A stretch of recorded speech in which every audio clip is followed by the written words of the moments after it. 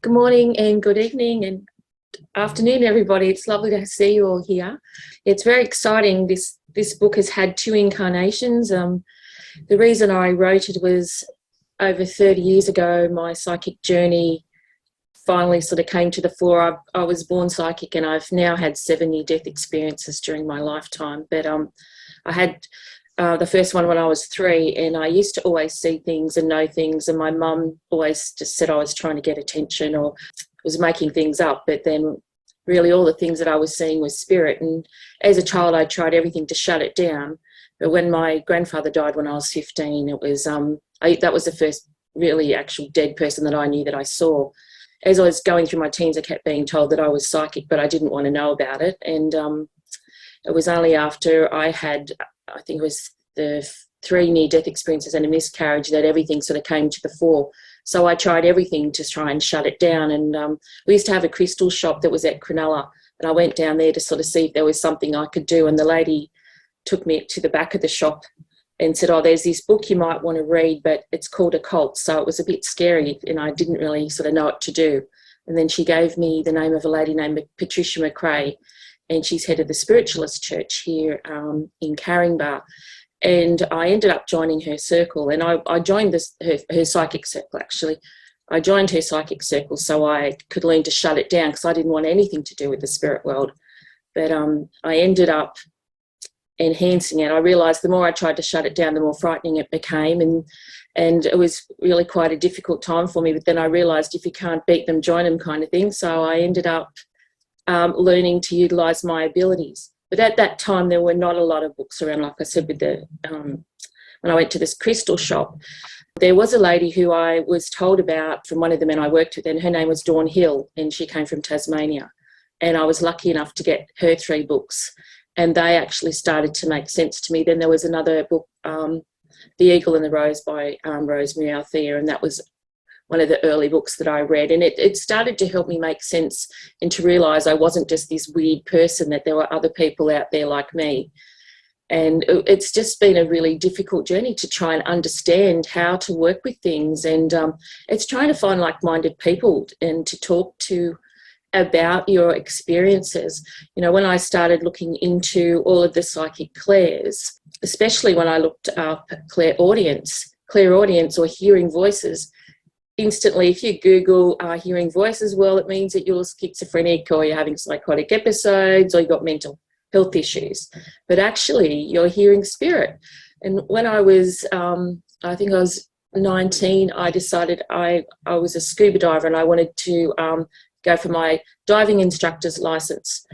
But I actually injured my over window and I blew a hole in it, so I wasn't allowed to dive anymore. But after that, I had tinnitus. So there was another part of my journey that started, and I started hearing ringing in my right ear, and it was driving me nuts. And it didn't go away, and I wasn't allowed to dive anymore. And then as I progressed with my spiritual journey, that was the ear spirit started to talk to me in. And the more that I've investigated about, communicating with spirit, a lot of mediums have tinnitus, or some people might call tinnitus. So that's the ringing in your ear. You might have it in both ears, you might have it in one ear, you might have it constantly, or you might just get different frequencies. I've tend to find that a lot of people have the ringing. Sometimes it can be an alert to tell them that spirit's there or they're around. Other times you might have it permanently and you have different frequencies. I unfortunately have it in both ears now, but 2 different frequencies, but the right ear is the only ear that I hear spirit in. But as I went through all of these sort of, I suppose, journeys of trying to work out how to work with spirit and trying to understand the different signs and symbols from above, I found it very frustrating because some people would say it was one way, some people would say it's another way, and people would say you have to meditate for 10 hours or 5 hours and you have to be vegan, or you don't eat chocolate, or you don't have coffee, you don't have tea. And it was like all these rules and regulations about how you work with spirit. And I thought, goodness me, I'm sure that we down here are making it so much more complicated than it needs to be. And I think the thing I've discovered with my journey, it's more a matter of you and your team. So it's your psychic team. And I think it's a matter of learning to turn on our psychic GPS. So I call it your global psychic system, and it's a matter, or global your global psychic spiritual connection. So I think it's really important for us to start to work with spirit, but try not to overcomplicate it. You know, I think who are we to write the rules of how we do and we don't do it? And some people may have all of the clairs working at once, some may not. I've discovered that mine didn't all start working in the beginning, and it was through my experience and understanding of spirit that things started to open up. When I first started to see spirit, I would have to meditate, and the very first thing I actually ever worked on, sort of was communicating, was when it came to the backpacker murders. I'd had a miscarriage, and the backpacker murders was a globally known case over here, where Ivan Milat was murdering a lot of overseas backpackers. And we were swamped on the news by it at that stage. And I used to see things before they happened. At first, I just thought I was watching too much television, but then it ended up that I was starting to see it. But it was interesting when I ended up working with the police on that case, but I would have to meditate to get the messages. Now I can sit up and talk to you just like I am now, and I have spirit around me all the time, you know, and I hear them, see them, feel them, I smell them. And that's one of the things I wanted to sort of talk about, is all these psychic clairs that we have, because we all have them, but it's whether or not we know that they're there, or whether we take them for granted. Well, with our clairs, so we have clairvoyance, which is clear seeing, but clairvoyance, sometimes we think clairvoyance should be you only see them with your eyes, but I find you can actually see them in your third eye. You might see psychic symbols as well. You know, we tend to see a lot of things in our peripheral vision, and spirit does a lot of tricky and sneaky little things. You know, you might see something there, and then when you look, it's gone. But and with our cameras now, we can actually capture some of these images. But clairvoyance is clear seeing, and you can even see it through your meditation state. Clairaudience, as I was saying, it's clear hearing. Now, it's interesting with our clairaudience as well. So we can hear it subjectively, which is internally, and when it's internal, only we hear that voice. You know, and so and sometimes it's our own voice. It might be us talking to ourselves. You might think something, and the answer spontaneously comes. And that can also be connected to another clair called claircognizance, where it's that light bulb moment. Then there's other times when we get our clairaudience where it might be we're thinking of a loved one, and our loved one will talk back to us in their voice. Other times it might be their words, or just words floating into our head, but it's their connection to us. I find when I hear clairaudiently, I will hear if they're male or they're female, if they're old, they're young. I even have them communicate with me, and they may speak a different language to me, but it can be like a mental way of coming into your mind. So it's mental telepathy, the way they will communicate.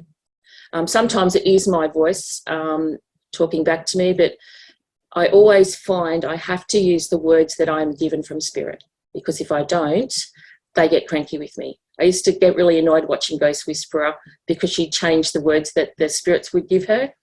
And for me, if I don't relate it exactly back the same way as I hear it, then that's not giving the proof that sometimes people need, because people might use different terms when they speak. It's hard when you have someone that swears. I have to sort of censor that one, but I'll sort of say to the person, did this person speak a certain way? Or they might have different types of slang, especially here in Australia. With our clairsentience, that's our clear feeling. So our clear feeling, it can be more in our tummy or our gut feeling, and activating in our solar plexus area. You know, when you meet someone, you know whether you like them or not, and other times you don't, so you get that gut feeling. Our clear empathy, which is interesting, it can be in our heart. So sometimes our heart and our tummy sort of activate, so it's in your heart chakra. And it's a clear feeling, and it's clear emotions. It's a really hard one, because most people who do spiritual work have clear empathy, and that's a hard one to turn off. Because, you know, if you're going out in a crowd, you might pick up other people's emotions. And especially with what we've been going through the last 2.5 years, with COVID, the world's been in a state of disarray and anxiety and stress. And I find a lot of people who are spiritual are finding it hard after being in so many different lockdowns. We don't necessarily want to go out near people anymore, because we find it hard, because we're picking up their stress or sadness and their pain. You know, and that's a hard one to turn off. So it's trying to white light or protect yourself with that. The clairtangency is one of my favourites, so psychometry. So, you know, holding things and touching things. The hardest thing since COVID, though, I don't see people in person anymore, and I can't do psychometry as I did, because holding other people's items can make us sick, which is pretty sad to think that we've, you know, or shaking people's hands or hugging someone. All of this distancing we've had to do is a good thing to save our lives, but in another way, it's distanced us spiritually. I found it interesting, though, through this whole time, that spirit has found other ways for me to work with them. I've been running some very successful workshops online through Zoom, and we're learning to do the clairtangency, but we're doing it through photographs, and even having items that people see instead of holding, and they're tuning into the item through Zoom and in Zoom rooms, and they're actually getting the same results as if you physically touch it. So I think spirits, they're catching up with our technology, or maybe they're smarter than us in the first place. We have to catch up with them. It's probably more that way when you think about it. The clairgustance is one that I find interesting. You know, sometimes we might taste something but in our mouth, but we don't physically taste it. You know, you might think of grandma's applesauce, or you might think of someone's baked dinner, or someone loved chocolate-coated ginger, and you can taste it. Other times you'll taste something and you will remember an experience from a time. Or I find sometimes too, when I'm doing a reading and someone's in spirit, I might start to taste something someone might have loved eating Kentucky Fried Chicken, and I will have that taste in my mouth, and I'll say that to the person. I go, oh yeah, that was Dad's favourite. So it can come through in a subtle kind of a way. It tends to also work with clairalience, which is smell. So sometimes we smell fragrances, or we might smell smelly socks, or you might smell food smells, might smell a dead fish. There's all different things that can happen with the clairalience. The one thing I like about that is it doesn't last for long, especially if it's an unpleasant taste. When I'm doing readings, I have a lot of the older ladies in Australia would use a hairspray called Cedal hairspray. So I might smell Cedal hairspray, or we might get Old Spice as one of the aftershaves that might appear. And there was another one called 4711 Eau de Toilette that I know my great aunt used to wear, and that sort of smell might come in. But then sometimes I might have a beautiful teenager that's died early, and they played football, and I smell their stinky socks or their smelly football boots, and their mum and dad tend to find it very, they'll say, yeah, that's exactly what their room smelled like. So please pay attention to all of these different clairs, because they're very, very important. And even to you, you might think, God, what's going on in my house? It stinks in here at the moment, but then that smell's gone. I find it's better to relay that, whatever that clair is that you're picking up, to the person you're doing the reading for, because to them it means so much. I know when I first started in the learning circle that I was in, I was asked to read one of the ladies' watches, and the images that I got, I thought was so stupid, I was too embarrassed to say. And then the lady who was in charge of the circle said, no, you must tell them, because it's not your message. And this is the thing we need to remember. It's not our message. It's the message for those who we're doing the reading for. You know, and spirit takes a lot of energy to try and come through to us, to teach us, or to just to communicate with us, to help others. And I think sometimes they might get disappointed if you don't relay it as exactly as you get it. And even though it might sound so silly, it is important. The lady that I had to do the reading for, her name was Faye. And when in the visions that I was seeing, was that she was out under the clothesline, skipping around and singing and dancing and talking to the fairies. And I thought, gee whiz, I can't say that. She might think I'm insulting her, thinking she's some crazy lady. And then they kept saying, no, tell me what you saw. And I saw that there was a newly made frog pond, and there was a fairy statue. Anyway, Patricia, the lady who ran the circle, said, come on, Debbie, it's not for you. You must tell her. So I told her, and she was over the moon. And she said, yes, I had just built this frog pond for the fairies, and I go out there every day and talk to them when I put the clothes on the line. And she said, yes, there is a fairy statue there, because I'd never gone into her yard. And she said, I'm so excited. I was asking them, were they happy with what I did? So for me, the most smallest, silly looking images that I was seeing were something that were very important to that lady. So I feel the other thing to think about when you partake your journey, I want you to get a journal. It doesn't have to cost a lot of money, but make sure it's sturdy enough that you keep it and write everything down. And I found that's one of the most important things of your of working with spirit, because sometimes when you start your journey, you're getting information and it doesn't make any sense. So think about, just do bullet points. And that's one of the things that I discovered through working with the police. They said, just write things down, write the date and bullet point whatever you get. Because sometimes I find spirit works with us as a jigsaw puzzle. So sometimes you might get a little bit of information in the middle, but you might get something on the side, and then you think, well, what does it all mean? And it's only through time that you can connect the dots. And it also helps you plot your journey to see what you've discovered, and what are you getting better at, and what are you enhancing with your journey. One of the things too that I think is important is your signs and symbols. One of the decks that I have written is Psychic Symbols. And this deck is based on, it's based on my psychic symbols that I got from spirit. So sometimes you might want you to start to sort of write down things that you get repetitively. So for example, sometimes I'll get doorways. And this is what I used to see as a vision in my mind. And then the doorways would mean to me that I had different choices. So, and just because I see something a certain way doesn't mean you have to, but I want you to start to focus on the different things. If you get repetitive things and you think, oh gosh, I did a reading for somebody else, but I got that image again, that's because that's part of your psychic encyclopedia or part of your global psychic system. So start to write down the signs. You know, feathers, we all think of feathers and angels, you know, or connections from spirit. So they're kind of, they're unified with a lot of people. So that's okay. But, you know, with me, with the doorway, you know, I might have 2 or 3 doors, but then sometimes the door I want to go through is the one they'll tell me not to. And I'm a bit of a stubborn, pig-headed person at times. And I know I've had some TV opportunities and spirit told me not to do them. I was like, no, I'm going to do it. I'm going to make it happen.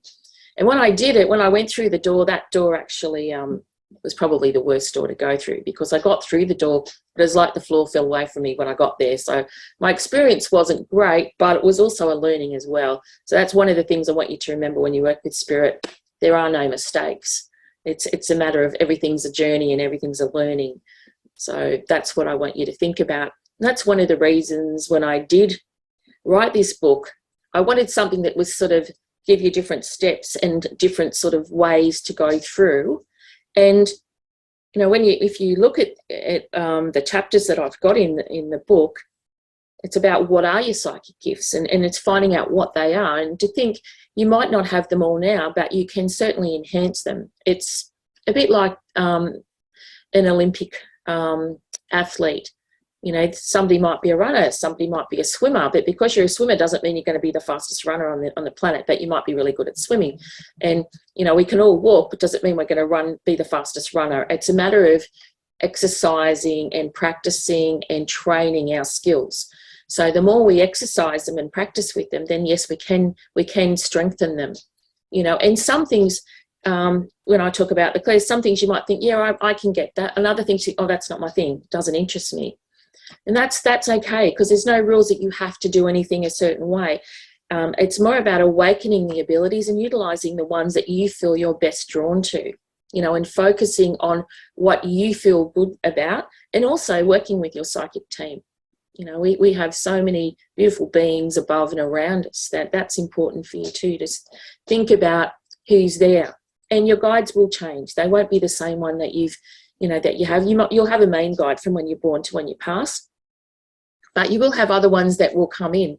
I know when I first started out, I had one called Running Horse, and he used to be around me a lot, but I don't feel him as much anymore. I have other guides, and the thing that frustrates me, and a lot of people say, well, what do your guides look like? I don't always see my guides, I feel them, and I feel that they're around me. So that I feel them behind me, I hear them talking to me, but I don't always sort of know exactly what they look like. I have got some spirit guide drawings done, and I tell you what, if some of those people are my guides, I think I'm running for the hills, because some of them were pretty creepy looking things, and they just didn't relate to me at all. So it's hard, you know, you go to the Mind Body Spirit festivals over here and they do your drawing and it's kind of like, it just doesn't relate. So that's why I feel it's always important for you to focus on how you feel with your spirit guides, your guardian angels, and the information that you're receiving. You know, it's really important. Does it feel right? Even when you get a reading from someone, does it feel right in your heart? Does it feel right in your tummy? Can you relate to it? Sometimes it's a matter of thinking about it and putting that information aside, and it might make sense later on. But just because somebody says something, it doesn't mean it has to be so. I think it's a matter of thinking about how you feel about things, you know, and sometimes things are for the future, so you need to wait and see how they feel. But just trying to think, okay, now the other things, one of the most important things I find with working with spirit is creating a sacred space. You know, it's nice to have a space where you feel comfortable. If you're lucky enough to have a room, that's great. If you don't worry about that. Your space can be an internal space where you're sitting quietly and just feeling the connection. You know, it might be a chair you sit in. And when you sit in that chair, you might put some nice music on. You might have some nice candles or fragrances or oils, and just sitting quietly and calming yourself. If you want to hold a crystal, that's fine. But whatever it is that you feel good about, it could be a corner of a room, but it could be just sitting in a meditative space. You might actually make contact that way. So I think having that peaceful time where you know you're not going to be interrupted by the family coming in or the dog barking. So I think that's another way to sort of try and enhance your connection to spirit. It's great if you can do it daily. It may be that you just ask each day that what's my word for the day, or what's my affirmation for the day. So starting to work with spirit and just sort of going through that. And again, with the journaling, it could be that you ask spirit to give you that message and you write it down. And then again, the messages can actually become more enhanced, and you know, it'll join the dots. You might get a word for the day, but by the end of the week, you've got a whole sentence, or you've got a whole message from them coming through and sort of guiding you. Now, we all talk about, everybody asks about auras and, you know, what an aura is. We all have auras. I don't personally see them. I can feel them. I've had some aura photos taken, and I'm the biggest skeptic. And I did get one, and I thought, oh, I know a few people got them and they all got the same one, but I got one, and I had a really bad migraine. I actually took some Panadol before I got it, so I would feel better before I got the my aura taken. And when I got the photo done, there was a big chunk out of my aura. So from the top of my head, there was this great big black thing coming in, and I was sick with a migraine for 2 weeks. So auras can sort of show us what's going on around the body and in the body, but also, you know, when our feelings. So the reason I put in about auras, it's about expanding our aura and actually shrinking our aura. I mean, how many of us sat on the train or on a plane and we've had people all over us? You feel like they're sitting next to you, but they've got the armrest and it's your one, and you know, or you're sitting in a crowd and there's people around you and you feel like they're in your space. So I think it's important for us to think about how we can expand our aura, and it actually makes people move away a little bit because you're sort of touching theirs, or you know, or you can bring your aura in, but it's also about protecting it, because that's our force field, you know. And when we like someone or we feel comfortable with someone, we don't mind them being as close to us, but with someone we don't know or we feel awkward with, we want them to move away. But the aura is very important, and even our chakras as well, so those work hand in hand. But I'm sure most of you are advanced past that anyway, so I'm not going to go on to that too much, but it's just about working out how we can expand and how we can reduce things. The other thing is most important is psychic protection. I think for me, that was one of the biggest lessons, you know, and white lighting ourselves. We all hear about white lighting, so I've got examples of how to white light. I always use the shower every morning, and I did a TV show many years ago, and I was locked in Maitland Jail, which was one of Australia's worst jails, but I was in there for about 12 hours. And by the end of it, I came out and I was a wreck, but I actually got physically attacked in there. And I had strangulation marks on my neck for over 12 months after I did the TV show. And I did protect myself when I first got in there, but I was locked in there for so long and so terrified that I actually, you know, it actually got to me. So that's why white lighting and psychic protection is really, really important. And psychic protection doesn't mean it has to be spirit. It could be humans as well. Sometimes we have people that are draining in our lives and friends that ring us up all the time when they've got problems. And as soon as you hear their voice, you think, here we go, they're going to start dumping on me. So, you know, sometimes it's a matter of lifting your frequency or your vibration. And that's the most important thing. When we lift our frequency and vibration with spirit, it's much more important, because then we're more protected and we're going to pick up the higher evolved beings. You know, it's like the frequencies here, the earth frequencies here, the higher ones are up here. I mean, there's nothing wrong with the ones here, but sometimes they're more earthbound. You know, if you're going to historical locations, you might bring some ghosts and things home. My uncle rang me the other day, went to Norfolk Island, and he's the biggest skeptic out, and he actually brought a ghost home with him. So he asked me how I could help him clear it, and then I told him, but then he said no, he thinks it's quite fun that the ghost keeps turning the TV on in the middle of the night and opening the garage door. Don't know how he's going to cope with that in another week. That was only this week. So, but, you know, it's not always, you don't always want them around. I know they certainly have a bit of fun at my house. They tend to turn my TV on at usually between 3 and 3:30.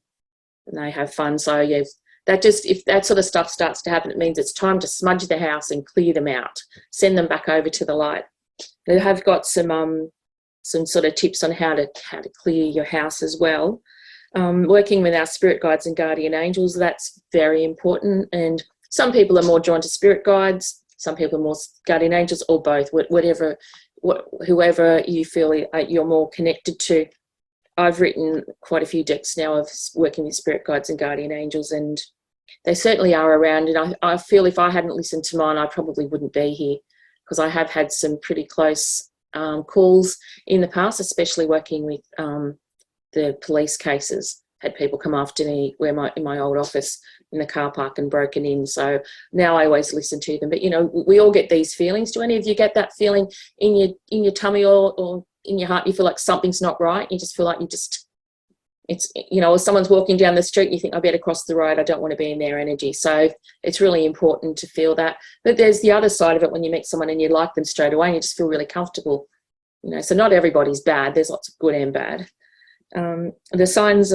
The signs from above, well, that's really important as well, because we do see so many, and we're surrounded by so many signs and actual images these days, because we can Google anything. We're lazy. We don't go to the library anymore to go and look something up. We just get onto Dr. Google and we have a look and we can see what's there.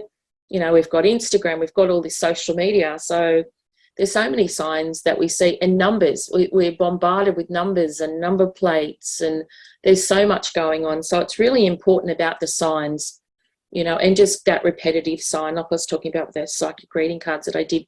The signs are important. When we see butterflies, it might be an eagle, it could be, sometimes I see a really silly one. I didn't put it in my cards because my publisher thought it was a bit stupid, but I see, and I don't really eat cake, but they show me a great big table full of cakes, and there might be a cheesecake, a chocolate cake, a pavlova, or, you know, some sickly cream cake. And they always tell me to tell the person to go for the cheesecake, and people go, but I don't even like cheesecake, and I don't really either, but it's more like cheesecake, you know, it's going to taste like, it's sort of heavy and it's stable, where if you see a pavlova, it's all fluffy and light, but it sinks and it's just going to fall away. So it's weird. It's about picking something solid, or something that's going to make sense to you. I know that sounds a bit silly, but I don't know. I just see things in different ways. Like, you know, I get, of course you get clouds and things. I'm just trying to think. Yeah, you might get musical notes. Like the Phoenix is one of the ones I love when I see that, for people that just, you know, they might be having such a terrible day, or terrible year, terrible, you know, 5 years. But when I see a Phoenix, it always shows that there's hope, and, you know, that there's going to be light at the end of the tunnel. Rainbows, I love rainbows, but I got in trouble recently about rainbows, because I had my watch band was a rainbow, and someone said I couldn't have it because only LGBT people can have rainbows now. And I thought, who said that we can't all have rainbows? They're universal. The whole world can have them. They're happy. So I'm still going to wear my rainbows, whether people like it or not. But I love rainbows because they're magical, and they're there and then they're gone, and they always make me happy, you know. And I think they're the 7 colours of the aura, the chakra. So, you know, it's really important. Now, would any of you like me to stop and let you ask questions?